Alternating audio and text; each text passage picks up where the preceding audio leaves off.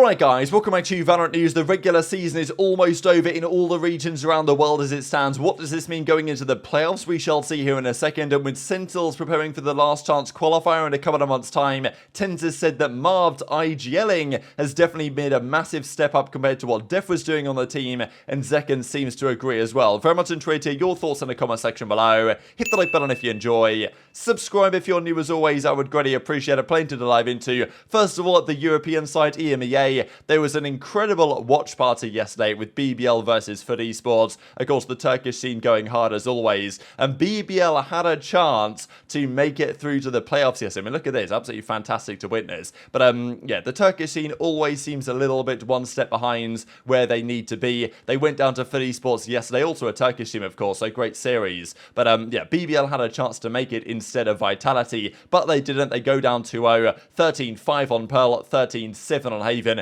Pretty uncompetitive, to be honest, and that leaves the playoff bracket in EMEA looking like this. FUT esports, they make it. They all play Giants round 1 in just a couple of days' time. Liquid Vitality on the other side, pretty big series. Winner of that, probably Liquid, plays Na'Vi, and then winner of this top one, which is difficult to call, plays Fnatic, and it doesn't really matter who wins because you're losing to Fnatic as it presently stands. So, yeah, top 3 teams here will make it through to Masters Tokyo and will therefore make it through to Champions as well, and actually top 4 teams, isn't it? Because they get an extra spot based on Fnatic winning the lock-in event, and therefore they have an extra qualification spot for Masters Tokyo. Let's dive then into some of the series yesterday. This was a real gut-wrencher, I'm sure, for many Japanese fans because they watched their team Zeta Division play Team Secret and go down in one of the tightest 2-0s you're ever going to see. This Haven went to overtime. Zeta made a nice little comeback towards the second half to 9-3 half to take it to overtime, but lost in the overtime on Haven, and then Ascent again. Another nice comeback from Zeta to send it to overtime,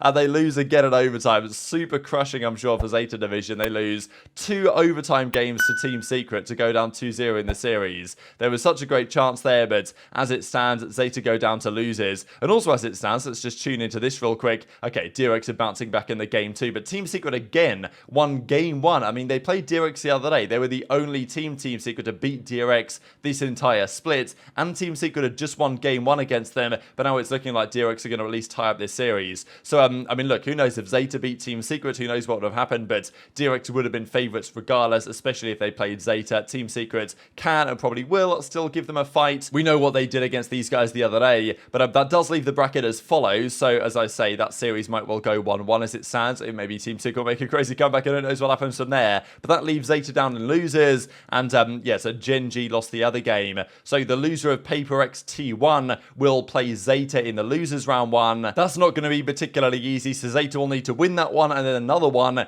to get top 3 and qualify all the way through. So tough bracket to follow, but that's how things currently look in the Pacific region. Let's talk in the Americas then, because there's one final match to go that happens tonight that will determine one thing at least in terms of who gets to the winners bracket between 100 Thieves and MIBR. That's the game tonight, but MIBR have no chance of winners. We'll see here in a second. But Cloud9, they played their game against Crew yesterday.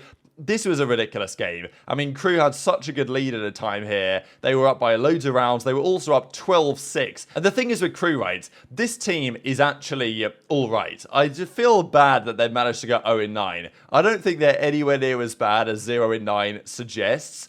They've been competitive in plenty of series. They've just played better teams on the day, and they've never quite got over the line. They don't have the ice either. They just don't really have the clutch factor. So despite so many chances here to close this out against Cloud9, they lose all those rounds straight. It goes to overtime. They lose, but they actually still bounced back and won game 2 of the series. So, you know, impressive from Crew, really, to lose in that manner game 1, come back and win game 2. But then they lost game 3 anyway. And for a brief period at least, Cloud9 were number 1 on the rankings. 8-1, they sat loud, then won the series later on. We'll see in a second. But look, Cloud9 still looking really good. Loud are looking tough to stop, but if there's a team that can beat them, we know that NRG did very recently, so they definitely can be beaten, but going into the playoffs, they will probably still be the favourites. But Cloud9 take this series 2-1. Zyppan had a great series here, but yeah, look at this, 13-15 in favour of Cloud9 on Lotus. That massive comeback towards the end there, a 9-3 half collapsed for them, and then Ascent was all Crew, really impressively so on that second side, but split 13-9 the other way. So good job from Cloud9, didn't look invincible here. here. Crew tried their best to not drop the 0 in 9, but unfortunately for them, they did exactly that. And then we had Leviathan versus Loud to close out the day. This was super comfortable, right? We know that Loud, when they play teams from their own region, are usually very difficult to beat. The teams that tend to beat them are the likes of OpTic, as it were, and now NRG, of course. That did take them down quite recently, but Loud are back to form, it seems, based on yesterday's evidence. And, you know, they've obviously been a little bit shaky over the last few weeks, right, Loud? But they still tend to win their series. They've still got so much talent. And that is enough to get them the win. 8-1 they now sit. And, well, that's, of course, good enough to get to playoffs, and more than likely good enough to get them through to Masters Tokyo as well. So out of the 6 teams, it will be narrowed down to 3 that qualify, as we just mentioned. But from those 6, not all of the teams are as yet guaranteed, because we're still not absolutely sure which is the final team that's going to make it. It's going to be 3 South American teams. It's going to be 3 North American teams. But which is the final NA team, we don't really know. 13-7 on Haven, 13-5 on Ascent. Leviathan definitely fallen off a fair bit as of late, it's got to be said. And but they still managed to qualify based on the Sentinels result of the other day. So this is now as it stands, with Cloud9 Loud, technically I guess Cloud9 8-1 here, but on the head-to-head Loud 1, so I'm guessing that's technically the first tiebreaker, even though it doesn't appear that way on VLR. Then NRG in a kind of a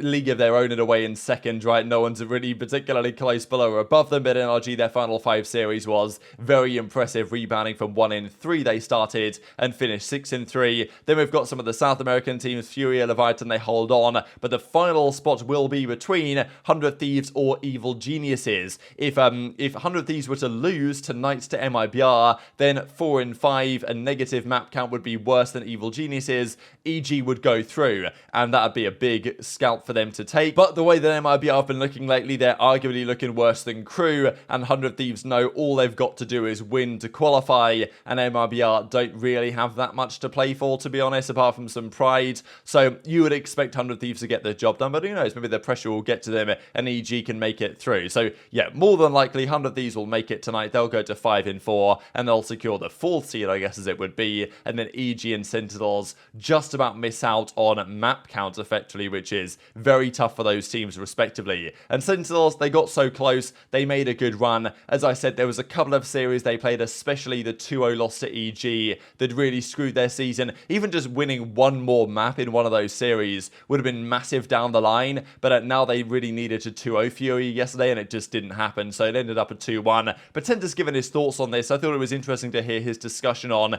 the in-game leadership situation. Marved's story over the last few months has been remarkable, going from the bench to like obviously a content creator to officially the bench. Then he got his visa sorted just in time to get to the US. Then he was replacing TenZ while all that stuff was going on, and now he's in-game leading the roster. It's a remarkable turn of events here. So I'll leave this full article for you guys, links down below. It's on Nerd Street, and TenZ gives his discussion on why they picked the team they did, because initially Chamber was going to be meta, so TenZ was going to be on the Chamber. Then, you know, I'd be Op Chamber, Zekken would be the entry duelist, Pancada would be Smoke, Sassy would be Initiator. That's when Dephh was in the lineup, and then of course that's not been the case lately. They've tried some things around, it's not really worked. They brought TenZ back into the roster, but this is what he says on the in-game leading situation for Marved versus Dephh. Dephh is certainly a solid IGL, and he's a more traditional IGL in some senses. You know, he's going to tell you where to go, he's going to micromanage, and that's how it goes. For some players, though, that doesn't necessarily work, and maybe for these, you know, the Brazilian players they brought in for TenZ, Deph's IGLing style just doesn't work so well for those guys. It can work well for other teams, such as XZ last season, and previous teams he's had to that, but on this team, TenZ seems to prefer the new style, what Marved is bringing. So I think one thing we're able to discover right now, because really that being Dephh, was a lot more like micromanaging, where he would tell us where to go, and he would direct people, and we're just kind of a chess piece on the board. Whereas with Marved, he likes to call initial defaults, he might call a place where we're going to end up, but we're able to chip in with our voices. TenZ, you know, effectively admits that he likes this approach, for at least him and his style and his team, compared to what Dephh was doing. I think we're able to find our voice in the team a lot easier, because it's not as like hectic or loud communication. Marved is a really chill guy, he keeps the atmosphere calm and chill, so it's really nice to have that kind of environment and be able to collectively be really calm and therefore play our best. So quite the high praise from TenZ, really saying to Marved that you know, his IGLing is at least better for this team than the Dephh situation was, and Zekken also gives some similar comments here after their game. What's the advantages having Marved now is an IGL for the team? It's really nice. Jimmy's a really calm caller, and he kind of just lets the game kind of flow. Yeah. There's a lot of room for everyone, if they have their own ideas, to kind of chime in, and it allows for these rounds where we're all kind of collaborating on one idea, and it works really well. Sorry about this season. It's not been the most consistent, but we have a new 5. We have a consistent 5 that we can work with. We want to keep playing in front of you guys. We love you guys. You guys make this all possible. Thank you. So it's quite nice in a way, right? And it's a little bit surprising to some, because I know it's been a storyline for the last couple of years, the whole TenZ versus Marved situation. If you guys aren't familiar, Kaide made some comments a couple of years ago. Then Marved came back and said on stream that, oh, Kaide's the type of girl to cheat on Tyson, this type of thing anyway. And anyway, they moved on. They apologized. But there was still the question that there was going to be some friction between TenZ and Marved if they were to be on a team together. But it seems like they've moved past that. And, you know, TenZ is a sound guy, isn't he? And these guys are both sound. So I'm sure they got on and got over it. But it was always a point of contention. Oh, you know, Marved, he's on the organization with TenZ. Would they, you know, would he be happy to have him on the roster given the comments made a few years ago? Turns out, seems like it's perfectly fine. And it's working out for the better of the team right now. They looked good lately, wasn't enough to get to the playoffs though, as we have just seen. So the last chance qualifier is their next step, which is all the teams that don't qualify for champions as a result of the playoffs and Masters Tokyo,